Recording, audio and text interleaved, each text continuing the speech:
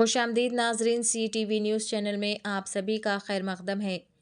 अमित शाह की तकरीर पर बैरिस्टर असदुद्दीन ओवैसी का जवाबी हमला।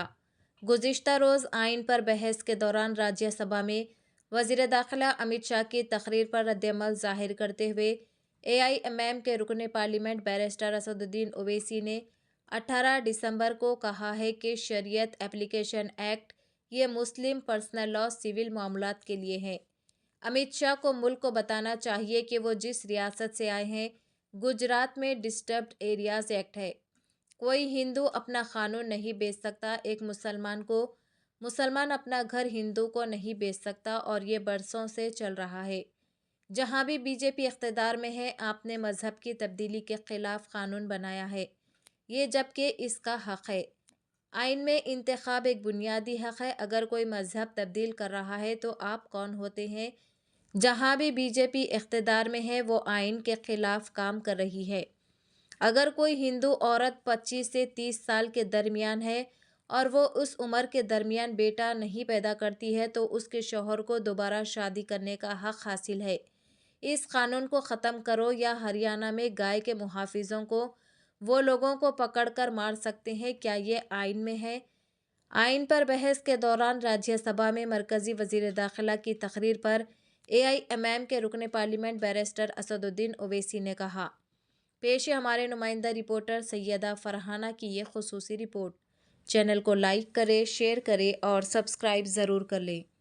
मुझसे पूछा जा रहा है कि 500 साल पहले तुम्हारी मस्जिद थी नहीं, ख्वाजा अजमेरी की दरगाह कह रहे नहीं है। अरे सर, अगर मैं इस पार्लियामेंट में खोद दूं, इसमें गड़ा कर दूं, तो खाने जहां का हिस्सा मिलेगा तो मेरी हो जाएगी ये। अगर अम्बेडकर आज जिंदा होते तो बाबा साहब को भी कहते कि आप जाकर परमिशन लो, तब मजहब बदलना पड़ेगा आपको। ये हालात आज यहाँ पर पैदा हो चुकी है। वजीर आजम कहते हैं कि वक्फ का ताल्लुक संविधान से नहीं है। अरे कौन पढ़ा रहा है वजीर आजम को? आर्टिकल 26 पढ़ा लीजिए। मकसद क्या है कि वक्फ की जायदादों को अक्सरियती तबके के लिए छीन कर दे दिया जाए। आप अपनी ताकत की बुनियाद पर छीनना चाह रहे हैं। सर, आज मेरी बेटियों को गवर्नमेंट के एजुकेशन इदारों में हिजाब पहनने से रोका जा रहा है, तो ये आर्टिकल 25 का प्रोसेस कहां तक कामयाब हुआ? ये अक्लमंद लोगों पर छोड़ता हूं। कल्चर, आप कल्चर की बात इनसे पूछ लीजिए, वो बोलेंगे नहीं, हमारा जो कल्चरल नेशनलिज्म है वो कल्चरल नेशनलिज्म नहीं है बीजेपी का। वो कल्चरल नेशनलिज्म आला जात का हिंदुत्व का नेशनलिज्म है, जो भारत के इंडियन नेशनलिज्म से बिल्कुल मुख्तलिफ है।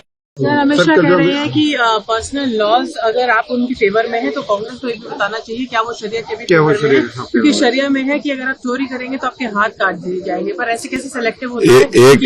एक बात सुनिए, क्रिमिनल लॉज जो है वो तो क्रिमिनल लॉज है। जो शरीयत एप्लीकेशन एक्ट है या मुस्लिम पर्सनल लॉ है वो तो सिविल मामलात के लिए है। अब अमित शाह देश को बताएं कि जिस स्टेट से वो आते हैं, गुजरात से, वहां पर डिस्टर्ब एरियाज एक्ट है। एक हिंदू अपना घर मुसलमान को नहीं बेच सकता, मुसलमान हिंदू को नहीं बेच सकता, और बरसों से चले आ रहा है। वो संविधान का वायलेशन नहीं है। वो गुजरात में और जहां जहां बीजेपी सत्ता में है वहां पर आप कन्वर्जन के खिलाफ कानून बना दिए, जबकि संविधान में राइट टू चॉइस एक फंडामेंटल राइट है। आप कौन होते किसी को रोकने के लिए? मजहब तब्दील कोई कर रहा है तो? अगर आज बाबा साहब अम्बेडकर जिंदा होते तो उनको कहते हैं लोग कि भाई आप नहीं बदल सकते अपना रिलीजन। जब बाबा साहब अम्बेडकर संविधान बनाए और उन्होंने अपना रिलीजन चेंज किया, आप कौन होते उसके खिलाफ रूल्स कानून बनाने वाले? आपने कानून बना दिया। आपने लव जिहाद के ऊपर कानून बना दिया। बीजेपी जहां जहां सत्ता में है वहां पर संविधान के खिलाफ काम कर रही है।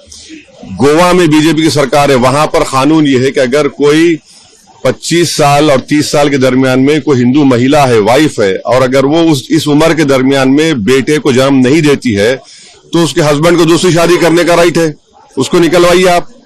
आप कानून बना रहे हैं कि कौन क्या खा सकता है, क्या नहीं खा सकता। आप हरियाणा में गौरक्षक को पुलिस पावर्स दे रहे हैं, वो पकड़े और मारे लोगों को। ये संविधान में है क्या? ये तो ये साफ जाहिर होता है कि अमित शाह और बीजेपी में एक डिस्क्रिमिनेटरी, उनके पास एक पॉलिसी है मुसलमानों के खिलाफ।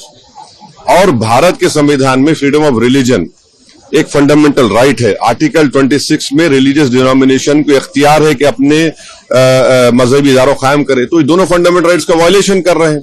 और क्या यूसीसी में सिर्फ डायरेक्टर प्रिंसिपल का यूसीसी है? डायरेक्टिव प्रिंसिपल में यह भी लिखा गया कि भारत में रिसोर्सेज सबको बांटा जाए। डायरेक्टिव प्रिंसिपल में यह भी कि शराब पर पाबंदी आयद कर, हमेशा शराब पर पाबंदी क्यों नहीं आयद करते पूरे देश में? चलिए करिए, क्यों नहीं करते आप? डायरेक्टिव प्रिंसिपल में बहुत सी